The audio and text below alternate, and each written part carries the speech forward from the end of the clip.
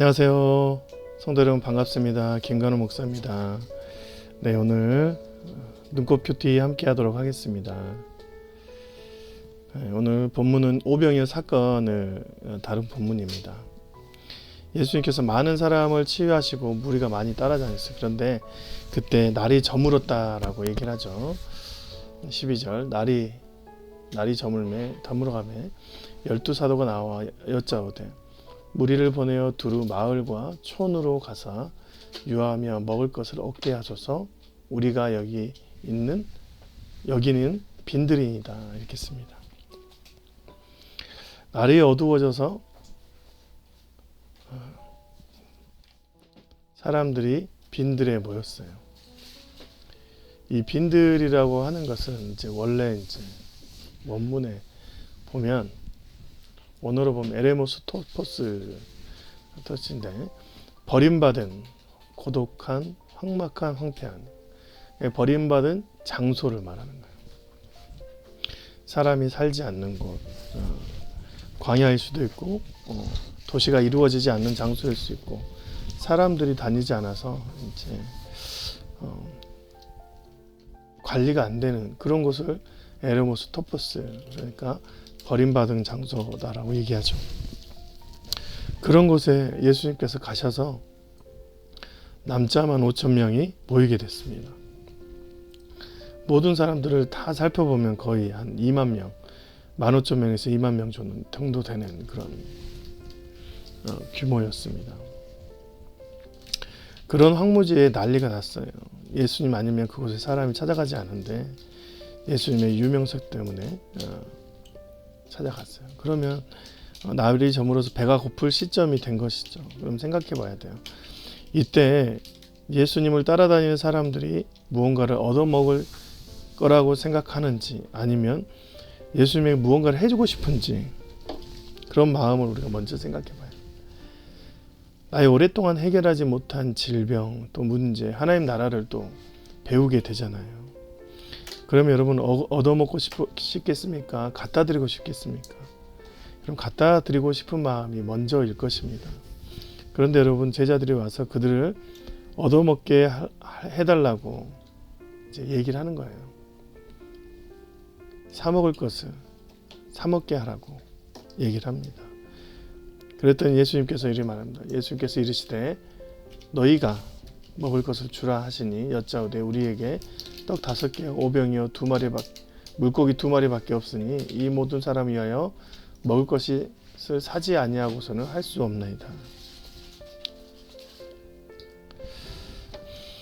여러분 오병이어로는 절대 이 모든 사람들 15,000명, 2만 명이 넘는 사람들을 한 사람도 먹지 못하는 양이지만 이것을 어떻게 먹이겠습니까? 제자들은 이들을 도심으로 보내라고 하는 것이죠. 두루 마을과 촌으로 가서 유하며 먹을 것을 얻게 하소서. 사 먹으라는 것이죠. 마태복음을 보니까 마을이라고 나와 있어요. 마가복음도 두루 촌과 마을이라고 나와 있어요. 그러니까 도시에 어떤 상점이 있는, 음식점이 있는 곳을 가서 사 먹으라는 것이죠. 음식이 있는 곳을. 이곳은 전혀 음식이 없는 곳입니다. 여러분 이 말은 도심가로 보내는 거죠. 각자가 가서 사 먹을 것은 사 먹되 완전히 해산을 하라는 것이었어요. 제자들이 하는 말은 이제는 다 해산해서 이 자리를 비워야 되고 자신들도 광야에 있는 것보다 지금 이제 집으로 가고 싶다는 얘기죠. 많은 사람들이 원하는 것이 아니라 제자들이 원하는 것을 말했던 거예요. 동상이몽입니다. 같은 곳에 있지만 다른 것을 생각하고 있어요. 이들을 다 먹이려면 요한복음에는 200데나리온이 필요하다고 얘기합니다. 한 데나리온이 한 노동자의 일당이라고 생각하면 200일 동안 먹을 수 있는 상태. 한 10만 원만 하더라도 2천만 원이죠. 그러니까 1인당 2만 명을 잡으면 1인당 한 2,000원, 1,000원도 안 되는 그런 금액이죠. 여러분 그 시절에 단돈 1,000원, 2랩돈 정도 되는 그걸로 뭔가 배불리 먹을 수 있다는 것 자체가 말도 안 됩니다. 그럼 여기서 생각해 보는 것은 도심가로 가면 모두가 다 이 사람들이 다 배불리 먹을 수 있는가?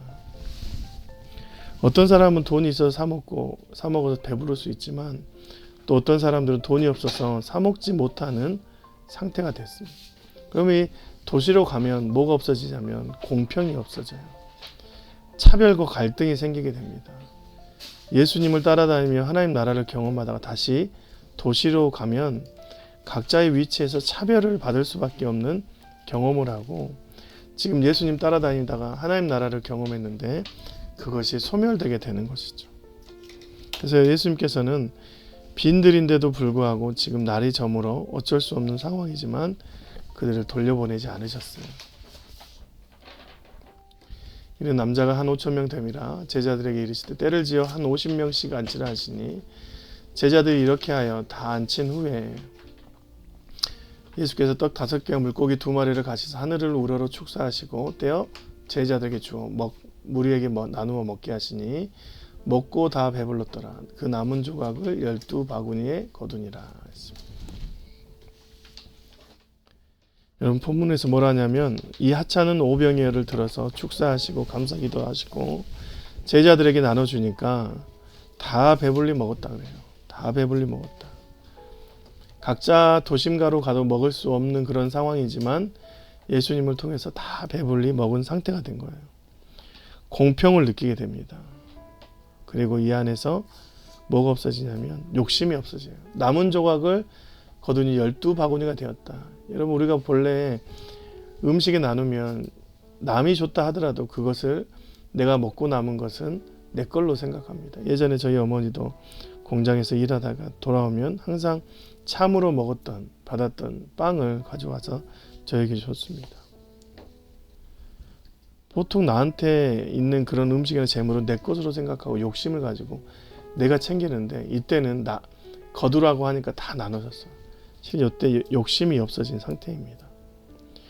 그럼 챙겨가지 않아도 욕심이 나지 않은 상태.